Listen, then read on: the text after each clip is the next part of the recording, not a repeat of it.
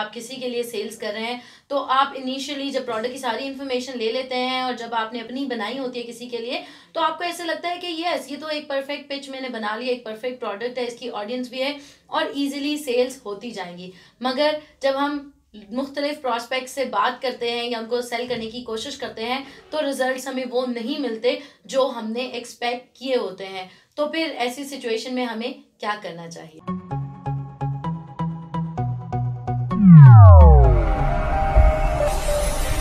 अस्सलाम वालेकुम, मैं हूं दानिया शाह और मैं आपके पास लेके आई हूं बहुत ज़रूरी टॉपिक जो कि है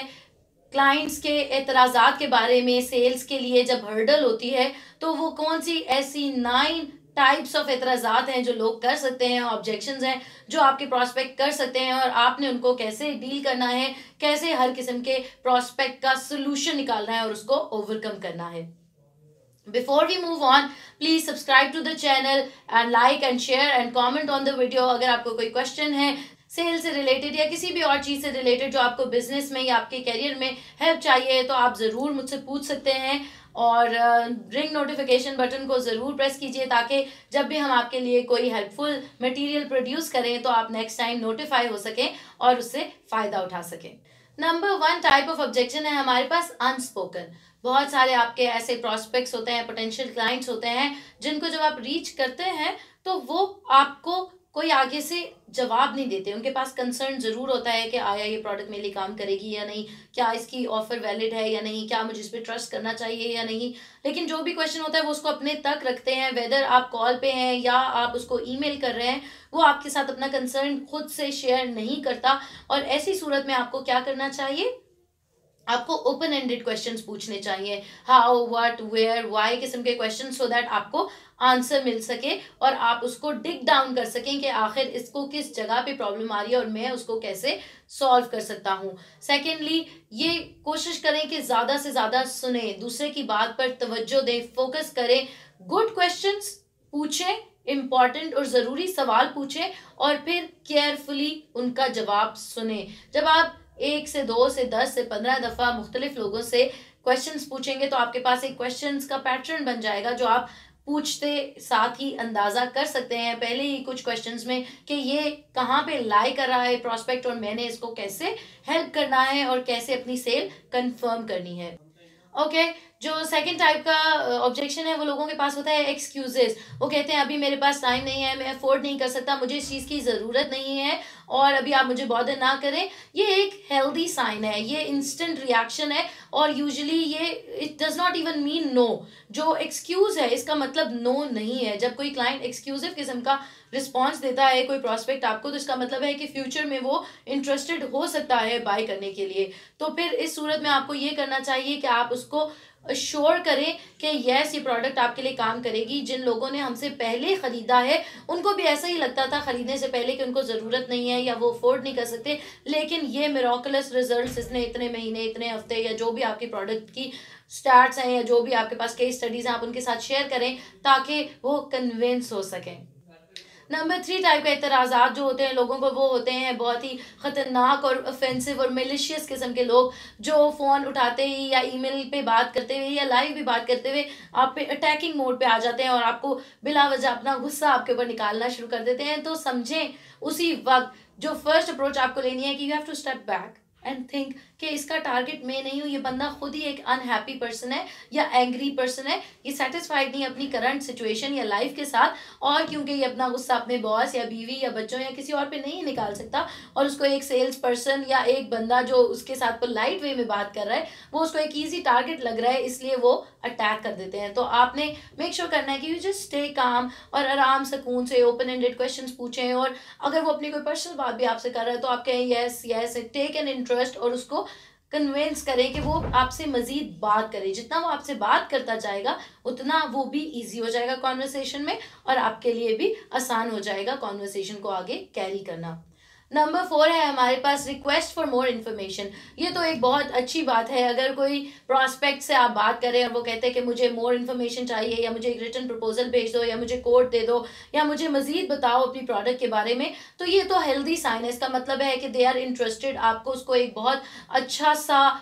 जो भी जिस भी फॉर्म में वो आपसे डिमांड कर रहा है उस फॉर्म में आपको एक तो टाइमली इंस्टेंटेनियस रिस्पॉन्स, यानी अगर आपकी उस दिन बात हो रही है तो उसी दिन के अंदर कोशिश करें कि आप उसको जवाब दे दें जो भी उसने आपसे कोट रिक्वेस्ट किया है या इन्फॉर्मेशन रिक्वेस्ट की है, एक अच्छे प्रेजेंटेबल वे में। और साथ में ये भी बताएं कि पास्ट में ये इस तरह इन कंपनीज या इन लोगों के लिए काम कर चुका है और आपके लिए भी करेगा। ओके, नंबर 5 किस्म के लोग होते हैं जिनको ये ऑब्जेक्शन होता है कि वो बहुत शो ऑफ कर रहे होते हैं पहले ही कि मुझे तो इस प्रोडक्ट के बारे में पहले ही पता है, या वो आपसे बहुत कोई टेक्निकल क्वेश्चन पूछ लेते हैं आपकी प्रोडक्ट के बारे में या आपकी सर्विस के बारे में, या वो कंपेयर करते हैं कि हाँ जी मुझे पता है आप लोग ये कर रहे हैं और फलां लोग ये कर रहे हैं, तो इसके अंदर आप किस तरह मुझे अकोमोडेट करेंगे। तो इस सूरत में आपको ये करना है कि यू जस्ट सिट बैक और कहें वाह अच्छा मुझे तो पता ही नहीं था, आपको इतनी ज्यादा नॉलेज है इस प्रोडक्ट के बारे में, यू आर अ मास्टर। ओ मैंने तो एक्सपेक्ट ही नहीं किया था कि you will be knowing so much. मेरे लिए तो बहुत इजी हो गया एक एजुकेटेड और वेल लर्नेड बंदे से बात करने के लिए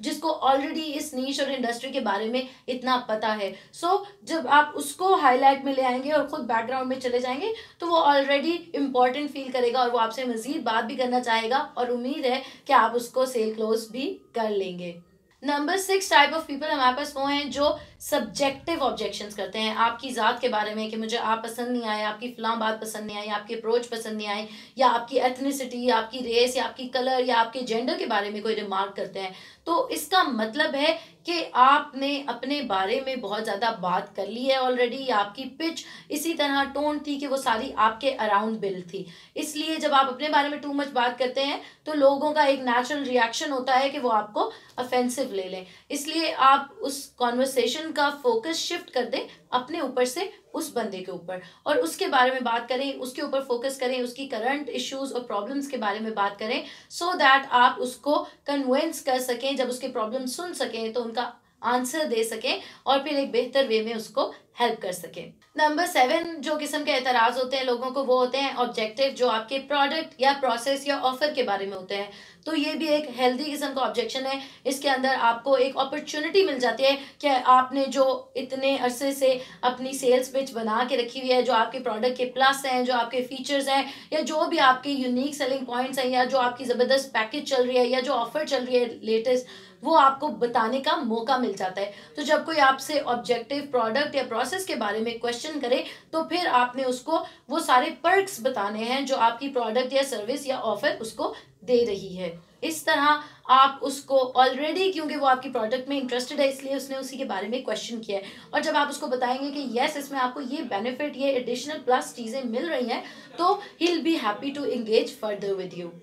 नंबर 8 पे हमारे पास वो लोग हैं जो जनरली ही सेल्स को नापसंद फरमाते हैं। जब उन्हें कोई सेल्स मैसेज या ईमेल या कॉल जाती है तो वो पहले ही एक रिजिड माइंडसेट के साथ आपको अप्रोच करते हैं। ऐसे लोगों को एड्रेस करने का बेहतरीन तरीका ये है कि वो ऑलरेडी एक क्लोज्ड माइंडेड अप्रोच के साथ आपको ले रहे हैं, जैसे कि उनके कागजों में सेल्स वाले लोग हमेशा होते ही अनोइंग है, या उनके मुताबिक एक फलां चीज है ही ऐसी। सो उनकी ऑलरेडी एक कंजर्वेटिव अप्रोच है, इसलिए आपने उसको फाइट करने की कोशिश नहीं करनी, रादर आपने ले बैक करना है और ओपन एंडेड क्वेश्चंस दोबारा से जो हमने डिस्कस किए थे, क्यों, कब, कहाँ, कैसे, क्या प्रॉब्लम आ रही है, क्यों नहीं पसंद, आप इस वक्त क्या कर रहे हैं, क्या आपकी स्ट्रगल्स हैं, इस तरह के क्वेश्चन पूछें ताकि वो आपके साथ एंगेज कर सकें। और जब वो आपके साथ एंगेज कर सकें and you can talk to them in a nice way, एक पोलाइट और प्रोफेशनल वे में जब आप उनसे बात करेंगे तो उनको बेहतर महसूस होगा और उनको लगेगा कि मे बी सेल्स इतना भी बुरा एक्सपीरियंस नहीं था जितना मैं इसको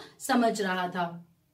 और नंबर 9 किस्म के हमारे पास वो लोग हैं जो सबसे ज्यादा मुझे फेवरेट है मेरा, क्योंकि मेरा ये सबसे बड़ा इशू था कि लास्ट मिनट पे लोग डिच कर देते हैं। जब आपका सारा सेल्स प्रोसेस हो गया, आपने उनको इनिशियली एंगेज किया, ईमेल्स एक्सचेंज हो गई, कोर्ट चली गई, उन्होंने एग्री कर लिया, सब कुछ डन है, उन्होंने या तो डिपॉजिट करना है या फिर अब आपने फाइनल चीजें लॉक करनी है, उस टाइम वो आपको डिच कर देते हैं। उस टाइम आपको बहुत दुख भी होता है और आप ये नहीं समझ पाते कि आखिर ऐसा क्यों हुआ। उस टाइम बहुत जरूरी है कि आप इस बात को समझें कि जिस तरह आपका टाइम और एफर्ट सब इन्वॉल्व हुई थी, इसी तरह उनका भी टाइम और एफर्ट सब इन्वॉल्व था। तो आखिर ऐसी क्या चीज रह गई, ऐसी क्या कमी रह गई जिसकी वजह से आप क्लोज नहीं कर पाए। तो रिस्पेक्ट करें उनके ओपिनियन को, सबसे ज्यादा जरूरी बात है कि उनको मौका दें अपनी बात करने का, अपना कंसर्न शेयर करने का, और फिर रिस्पेक्टफुली सुने गौर से और फिर उनके कंसर्न्स को एड्रेस करें, उनको अश्योर करें कि यस पास्ट में भी ऐसा हुआ था